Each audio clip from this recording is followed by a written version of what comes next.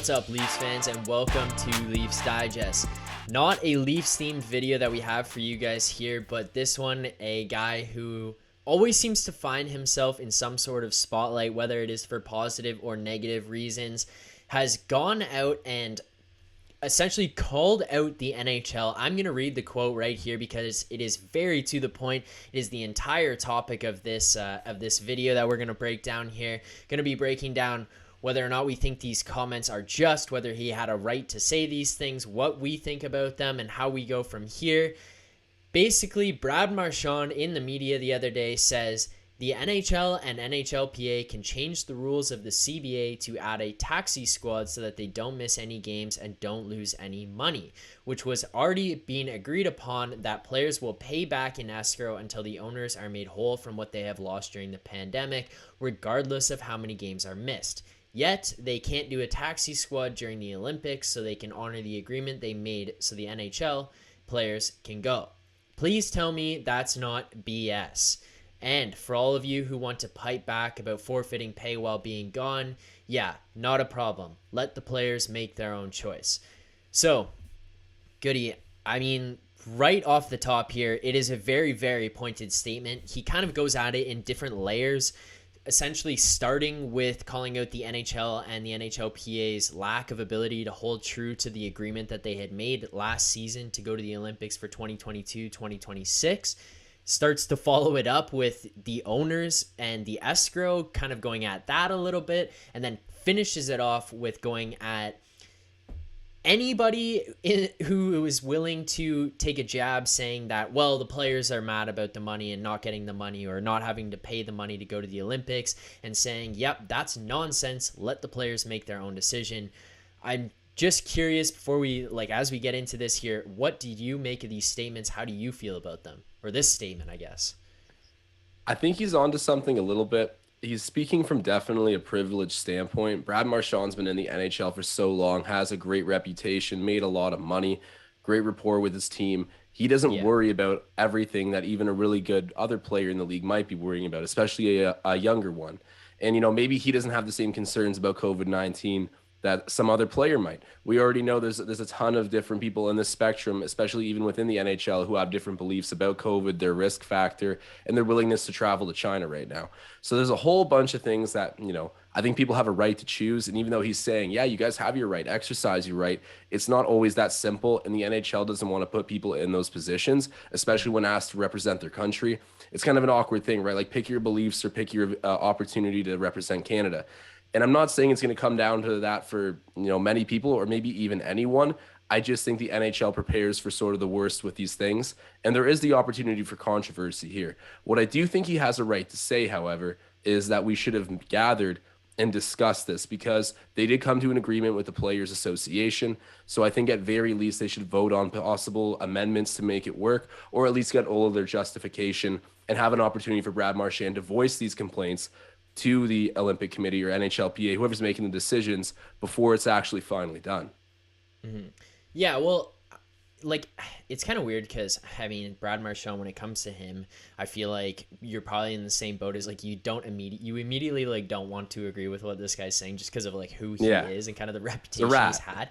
Yeah, he's a rat. He's a sewer rat. But, there is a couple things that I have a little bit of a beef with, and it's not necessarily that I'm like, oh, you're an idiot for saying these things, but first things first, and to clarify it is, and I'm going to read part of his statement here and then kind of talk about it after, but the NHL and NHLPA can change the rules of the CBA to add taxi squads so they don't miss any games, which is already being agreed upon that the players will pay back in escrow. And he's talking about going to the Olympics and you're going to miss some of that time and then having that money paid back over time, which he is right. But part of the problem where he's saying, talking about the changing of rules and stuff, when it came to the CBA and this Olympics, it was in the agreement that the NHL had the ability to pull out of the Olympics up until January 10th or something. So it wasn't something that was completely out of the blue or fabricated or made up or that the players weren't aware of. They knew this was a possibility, and it was directly because of COVID and directly because of the scheduling. It wasn't because of money that this decision was made from the beginning. Like the decision was made because, hey, what the hell happens if we're going to miss 10, 15 games and we have to take 2 weeks off of our schedule and we're missing 2 to 3 weeks because of the Olympic block? Like, that's time to make up those games. Like, that's where that agreement comes from. So, like, I kind of get what he's saying, but at the same time, I'm also on the other side of it being like, okay, well, you knew this was a possibility, and you have to understand that when we're in a pandemic like this and you could miss, the NHL shuts down for the Olympics. Like, they don't continue games during that period of time. So you knew this was a possibility right there. And that's kind of what my only real beef with what he's saying. Just because they knew this could happen. The rest of it, though, I do kind of agree with him in terms of like, yeah, if the players want to go, the players can go. But I'm not saying this from a standpoint of fact, because I actually don't know, and like maybe I can research this right now. But I think they can still go if they want to go. They could still go. They just don't get the money from their NHL clubs for the time that they miss. I would imagine that if you do end up going, I don't know. Is it that easy? Could you actually just decide to forfeit your pay for missed games and go over? I know that the team would probably need to, informally tell you we're okay with this. So after that approval, is it really that easy? Or does someone step in and say, if you're going over and doing this right now, it opts you out of whatever you're doing at the moment, contract wise? I feel like there has to be some more severe repercussion for that. No? I genuinely don't know. I have no idea. No, I'm not sure because either. I remember too, it was a conversation in the last Olympics that the Russians might go, and might just bail on the NHL at that point in time anyways and just go and play. And that's the only real reason why I'm kind of bringing this up now, in terms of I don't know if they can go and they could just go and play. And so if you guys are watching this right now and let us know in the comments, because I am curious to find out. I can try and figure this out as it goes. But it's just one of those things where it's like, it's also the factor, that risk factor of, hey, I guess if you're okay with it, maybe your NHL club comes to you and you're a guy like Brad Marchand who's made enough money and they say, yeah, you can go, but during the 2 weeks that you're gone, you're going to miss 6 games. We're not paying you for those 6 games. Your risk then becomes, okay, what if I get injured there and I miss more of the season? What if I get injured and I miss the whole rest of the season? What if I get COVID? What if I test positive, even if it's a false positive, and I'm stuck there for 3 to 5 weeks? Now I think that's the big thing. Yeah, now you're going to more than lose money. At that point, it's more than lose money. It's put your team at a disadvantage, because now you've already chosen to miss 2 weeks of the season, because the season's going to be played during that Olympic time now. So now you've chosen to miss 2 weeks, and you're potentially missing more than those 2 weeks, up to 7, I guess, if you add 5 to the end of the 2, and all that money. Now you're putting your team at a disadvantage and your financial situation in a bad spot. Well, and who's kidding? I mean, if you're spending 5 weeks in a Chinese hospital in the middle of your NHL season, you're putting yourself in a disadvantaged situation there too. A physical disadvantage. 100%, and it's difficult too, because I would tell you right now, my mindset, I would want to go and do it. Like, I don't really care, but I definitely respect and acknowledge that other people would have legitimate concerns, and it's not too far-fetched to think that an NHL player would be like, maybe I don't want to spend a month in China mid-season in a hospital bed. Yeah. And just with everything going on in the world right now, like, maybe it is a little bit privileged to Brad Marchand to step up, who's like 30, already won Stanley Cups, gotten his maximum paydays, got his respect, probably retiring at some point in the near future, I'd say. All those things considered, he speaks very differently than maybe someone like a Sorelli who has a chance to crack this roster, right? There could be a difference in careers completely there, where he's like, I'm thinking a little bit more about the immediate future than Brad Marchand might be. And that's fair. But I think Brad Marchand definitely deserved his opportunity to at least speak with the CBA and have a moment 100%. To get a bit of a justification, or at least, pressing them a little bit over what the alternatives, or any way you could get this done, because I think that would have prevented him from speaking out now. Well, one thing too, I think we do have to acknowledge, and to pat ourselves on the back, but I think it kind of applies to everyone, and it's something we continue to do going forward, is like, and fans and media need to continue to do, is, especially in hockey, it is the most notable in hockey, is that when players just go out there and they give the get pucks in deep, get pucks on net kind of The spiel, media trained answers. we get so upset about why don't they speak? Why don't they have personality? This is why the game can't grow. This is why blah, blah, blah. And we got all upset. And then, right or wrong, regardless of what Brad Marchand is saying, he comes out and says this, and now you're going to have like 50% of fans being like, you're an idiot, shut your mouth, just play the game. And it's like, okay, like pump the brakes a little bit here. Like Yeah. we do as I mean, this is off topic of what we're actually discussing, but it's like we do kind of have to say like, okay, thank you for saying something. Thank you for having an opinion, because right Yeah. or wrong, he's not going out here and saying anything about scientific or medical facts. He's not in disbelief of something or completely on the other side of it. He's just giving his opinion on the Olympics. And I think in this kind of situation, we gotta like not. I don't. And why I say we gotta just. I don't mean us specifically, but in general, we gotta just not be so quick to jump on these guys for speaking out.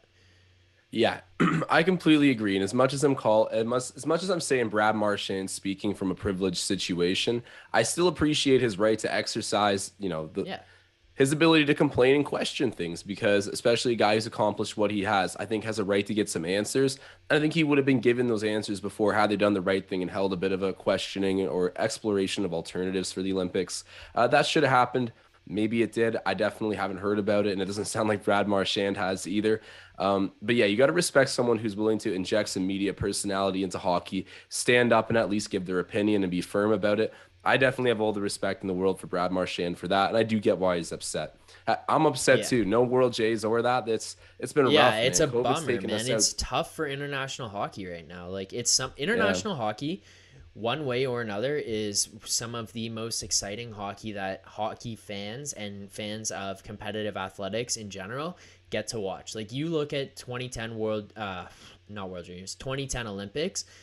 That is, yes, it's obviously significantly better for Canada because we came out on top. But that tournament, that like the whole thing, the round robin, that gold medal game, that is some of the most exciting things we've gotten to see. And by the way, you think this isn't important to the Olympics and the Olympic, it's more important to them than it is to the NHL, because one thing, Goody, and I don't know if you've ever like kind of thought about this, but what is the one event, the one game that finishes the Olympics, the Winter Olympics every year? It's the gold medal hockey game. I know. I'm not gonna lie. I didn't know that. Yeah, I don't know every why I didn't Olympics. notice that. Oh It's well, the spectacle. definitely. And think about even from the perspective of people like Gary Bettman and folks in the NHL who have money in this league and looking at the Olympic stage and how it grows the game. I know that, you're not going to necessarily go put a NHL franchise in Poland or something, but still having viewership all around the world, which the Olympics is logically gonna help to generate, that comes back and rewards the people who push hockey. And I think that the NHL would even like to see it happen. It's just this practical nightmare of what COVID's doing to all the logistics that's made it so difficult to do. But I think so many people wanted to see this happen. And of course, the Olympics has always had a good tradition of valuing and putting on great hockey. Yeah, and the last point that I do want to make about the Brad Marchand statement is he's talking about the taxi squads, and I do think that the taxi squad should have been in the NHL all year this year, because I don't think that this would have completely avoided what just happened over the last 2 weeks, but I think it would have helped, I guess the right word might be mitigate, and just kind of lessen the damage that would have happened, like dampened it a little bit, and maybe we could have played a couple more games.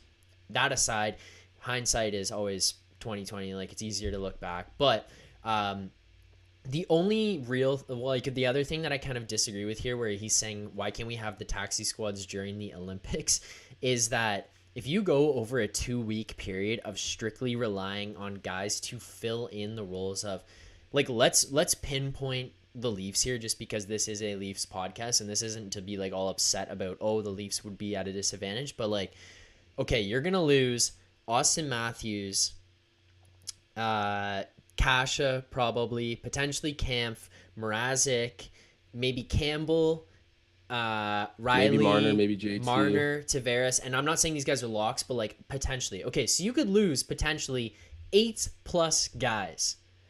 And 2 of those 8 guys were your starting and backup goalie. You want to No, have taxi squad guys play for those guys for 2 weeks? yeah, you could. I don't think you could do that by any means. Yeah. And it's like, the team doesn't like the idea of having all those guys over there. We definitely thought that if a guy like Marner went, it would have helped him out in the long run.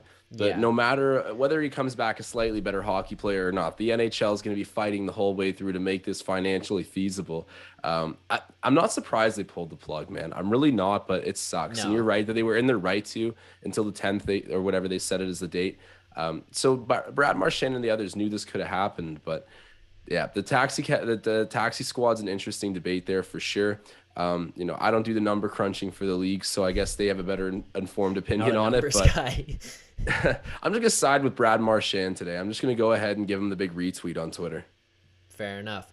All right, well, this again was not another Leafs one. We'll have more videos coming out later in the day today, over the next couple of days, about international hockey, what should be done there, maybe who should be sent to the Olympics. And if you want to see that, you want to hear what we're going to talk about, make sure you subscribe to this channel, like and comment as well, help this video get out there, and make sure in the comment section you let us know what you think about Brad Marchand's comments. Did he have a right to say these things? Was he wrong in what he said? Do you agree? Do you disagree?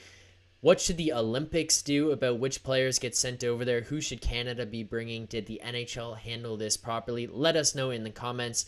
But Leafs fans, NHL fans, hockey fans, thank you guys for tuning in. We appreciate the support. Keep believing. Signing off.